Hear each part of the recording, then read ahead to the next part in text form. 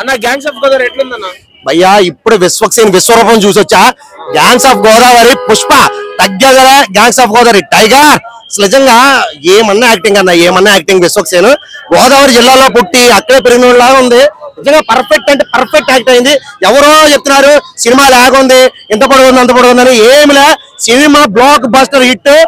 Fight scenes అయితే మాత్రం next level అంటే నెక్స్ట్ లెవెల్. క్యాక్లు సినిమా మొత్తం అరుపులు అంతే. థియేటర్ మాత్రం దద్దరిల్లిపోతుంది. ఎవరో కొంతమంది మా వాళ్ళు అంటే వాళ్ళు చెప్తారు సెకండ్ హాఫ్ లాగ్ ఉంది అది అని. ఏం నమ్మకండి, థియేటర్ వచ్చి సినిమా చూడండి. చాలా అంటే చాలా బాగుంది. స్టోరీ ఒక పనుడు సేమ్ పుష్ప బ్రో. నాకైతే పుష్ప సినిమా గుర్తొచ్చింది. పుష్పలో ఎలా వర్కర్ వెళ్ళి ఆ రేంజ్ వెళ్ళిపోతాడు, ఈ సినిమాలో కూడా అంతే. ఒక పనుడు కింద జాయిన్ అయ్యి ఎమ్మెల్యేల పక్కన ఎమ్మెల్యేకి వెళ్ళిపోతాడు. ఎమ్మెల్యేకి పోటీకి వెళ్ళి ఎమ్మెల్యే మీద గెలిచి అబ్బాబ్బా ఏమన్నా స్టోరీ అన్న. నిజంగా చాలా అంటే చాలా బాగా నచ్చింది. ఆ పుష్ప సినిమా ఎలివేషన్స్ దాటేసింది. సినిమాలో మాత్రం సూపర్ అంటే సూపర్, మైండ్ బ్లోయింగ్.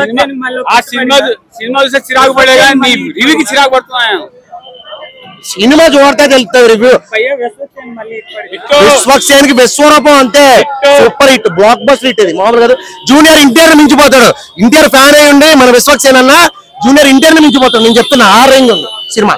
ఇందాక చూశాను గ్యాంగ్స్ ఆఫ్ గోదావరి సినిమాలో విశ్వక్సేన్ పైన కత్తి కట్టారు, కానీ అదే విశ్వక్సేన్ బాక్స్ ఆఫీస్ పైన కత్తి కట్టాడు గ్యాంగ్స్ ఆఫ్ గోదావరి.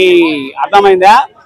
ఇందులో స్లాంగ్ ఏదైతే ఉందో నిజంగా చెప్తున్నా, Vishwaksen slang only Telangana slang hit అనుకున్నా, కానీ గోదావరి స్లాంగ్ ఇచ్చాడయ్యా, ఇచ్చి పడేశాడు సినిమాకి. అండ్ ఇంకోటి వచ్చేసి అంజలి క్యారెక్టర్ అయితే క్యా మాల్ హై అంజలి. చూసి ఏసీలట్లా ఒడుగు పుట్టేసింది, నాకు ఇది పుట్టేసింది, వేడి పుట్టేసింది. అండ్ ఈసారి ఇంకో చెప్తున్నా, ప్రతిసారి రాధికక్క మోసం చేసింది, కానీ ఈసారి రాధికక్క మోసపోయింది విశ్వక్సేన్ మాయలో. ఆ సినిమా అండ్ వెరీ నైస్ అండి. మీరు అది చాలా మంది అంటున్నారు ఇది ఆ సినిమా ఈ సినిమా. ఒకవేళ డైరెక్టర్ ఫస్ట్ హీరో తర్వాత హీరో ఫస్ట్ చాయిస్ అన్నాడు, ఆ హీరో అయితే నేను చెప్పలేను, కానీ బట్ విశ్వక్సేన్ వీడు తప్ప వేరే చేయలేడని చేసేది. సో మీరు కూడా మీసాల్ మెలసే స్టైల్ మారింది. It is a style. మీసాల్ మెలే అర్థమైందా? ఇది 2020 స్టైల్ అని చూపించడం జరిగింది. సినిమా చూడండి, మీరు రివ్యూ కట్టండి, నేను రివ్యూ ఇస్తాను. సినిమా 50 CR కలెక్ట్ చేయాలి, ఖచ్చితంగా చేస్తుంది. పలక్ కుమార్ దాస్ ఒకటి అయితే దానికి అమ్మ దాస్, ఇది ఆయనకి ఏదో పేరు ఇస్తా ఉన్నారు ఆ దాస్ ఈ దాస్ అని. నేను అంటున్నా విశ్వక్సేన్ బాక్స్ ఆఫీస్ కా దాస్. అర్థమైందా? నేను ఇస్తున్న టైటిల్ అది. Cinema super. కత్తి కట్టు, టికెట్ కి రేట్ కట్టు, సినిమాకి కట్టు, కానీ రేటింగ్ కట్టకు. That is gangs of Godavari. అర్థమైందా? విశ్వక్సేన్ పాత్ర భయ్యగో రెండు మీసాలు తిప్పుతూ విజయ విహార యాత్ర అని చెప్పొచ్చు. టైగర్ అన్న ఒక డైలాగ్ కొట్టిండు.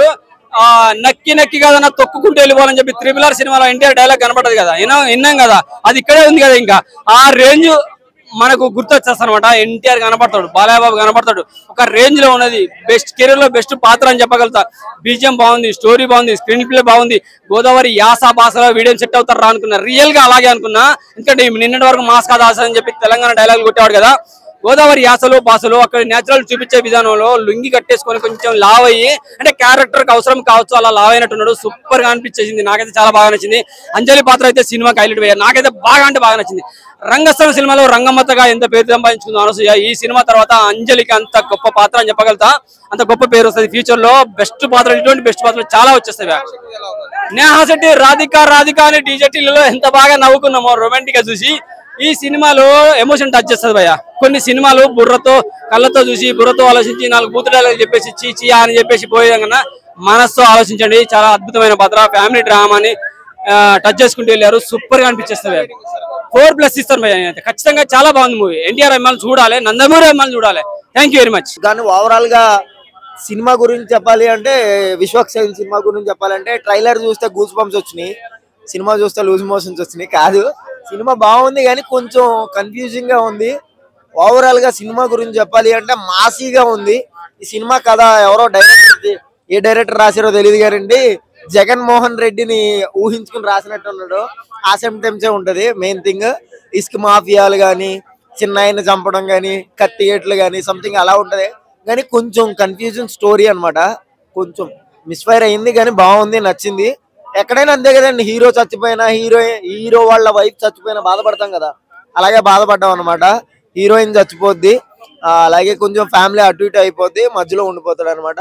ఆవిడ క్యారెక్టర్ బాగుంది. ఎవరు ఆవిడ? అంజలి బాగుంది, నైస్ నైస్, మంచి క్లారిటీగా అక్కడ ఆవిడ ఏ మూలన కూడా ఒక ప్రోత్తల్ కింద కూడా చూపించలేదు, చాలా క్లాసికల్ గా చూపించారు. అదొకటి నాకు చాలా నచ్చింది అనమాట.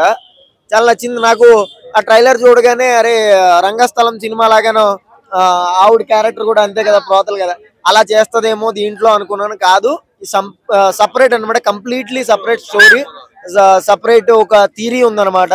కానీ కొంచెం కన్ఫ్యూజ్ అయితే ఉంది. కొంచెం సెటిల్డ్ గా చూపిస్తే ఇంకా బాగుండు అనిపిస్తుంది. ఉంటారండి, ఎండాకాలం కదా, ఇంకో గంట లేట్ అయినా ఉంటారు.